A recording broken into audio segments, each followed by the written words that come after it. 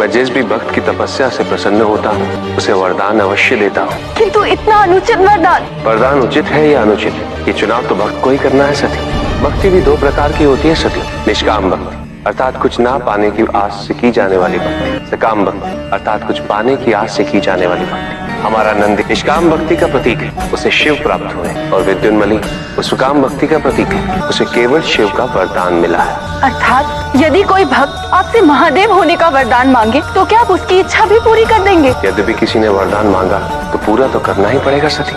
किंतु ये तो अनुचित है। सत्य तो यही है कि संसार में कुछ भी अनुचित नहीं है सती। जो भी होता है किसी उद्देश्य से होता है, जगत के कल्याण के लिए होता है। मैं जिस भी भक्त की तपस्या से प्रसन्न होता हूँ उसे वरदान अवश्य देता हूँ। किंतु इतना अनुचित वरदान। वरदान उचित है या अनुचित, ये चुनाव तो भक्त को ही करना है सती।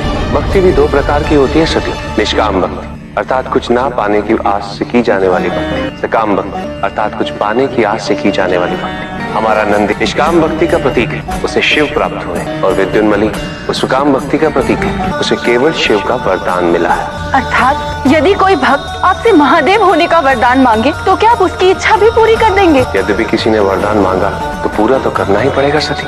किंतु ये तो अनुचित है। सत्य तो यही है कि संसार में कुछ भी अनुचित नहीं है सती। जो भी होता है किसी उद्देश्य से होता है, जगत के कल्याण के लिए होता है।